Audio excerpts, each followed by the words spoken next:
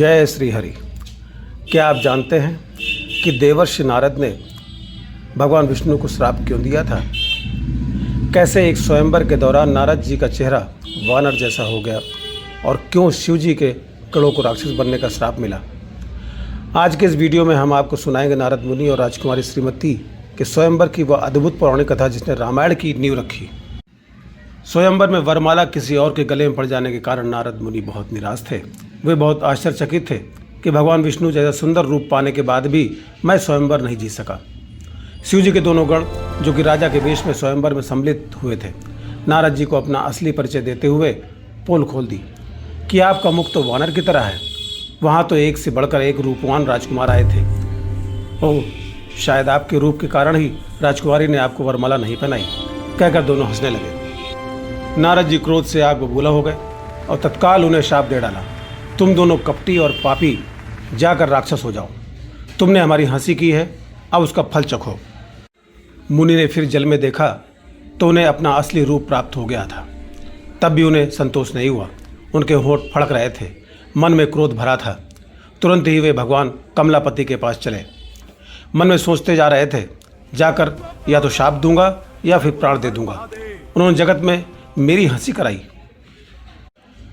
दैत्यों के शत्रु भगवान हरि उन्हें बीच रास्ते में ही मिल गए, साथ में लक्ष्मी जी और वही स्वयंवर वाली राजकुमारी भी। देवताओं के स्वामी भगवान ने मीठी वाणी में कहा, हे मुनि, व्याकुल की तरह कहाँ चले? यह शब्द सुनते ही नारद को बड़ा क्रोध आया। माया के वशीभूत होने के कारण मन में चेत नहीं रहा। मुनि ने कहा, तुम दूसरों की संपदा नहीं देख सकते, तुम्हारे ईर्ष्या और कपट बहुत है। समुद्र मत्स्य समय तुमने शिव जी को बावला बना दिया और देवताओं को प्रेरित करके उन्हें विषपान कराया। असुरों को मदिरा और शिव को विष देकर तुमने स्वयं लक्ष्मी और सुंदर कौस्तुभ मणि ले ली। तुम बड़े धोखेबाज और मतलबी हो, सदा कपट को व्यवहार करते हो। तुम परम स्वतंत्र हो, सिर पर तो कोई है नहीं। इससे जब जो मन को भाता है स्वच्छंदता से वही करते हो। भले को बुरा और बुरे को भला कर देते हो। हृदय में हर्ष विषाद कुछ नहीं लाते। सबको ठग ठग कर परख गए हो और अत्यंत निडर हो गए हो।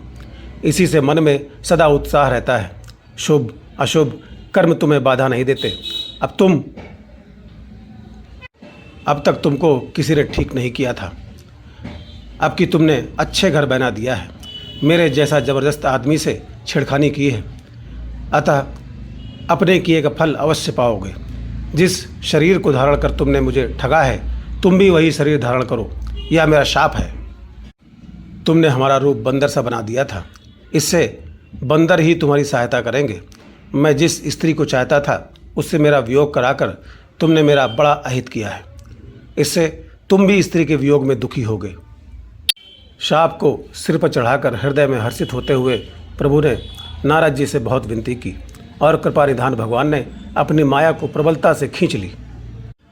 जब भगवान ने अपनी माया को हटा लिया तब वहाँ न लक्ष्मी रह गई और ना ही वह राजकुमारी। अब नारद जी को सब कुछ समझ में आ चुका था। वह जान गए कि यह सारा खेल नारायण ने जानबूझकर सबके हित के लिए रचा था। नारद जी अपनी करनी पर पश्चाताप करते हुए भगवान विष्णु से क्षमा याचना करने लगे। प्रभु बहुत खुश थे क्योंकि ये उन्हीं की माया थी।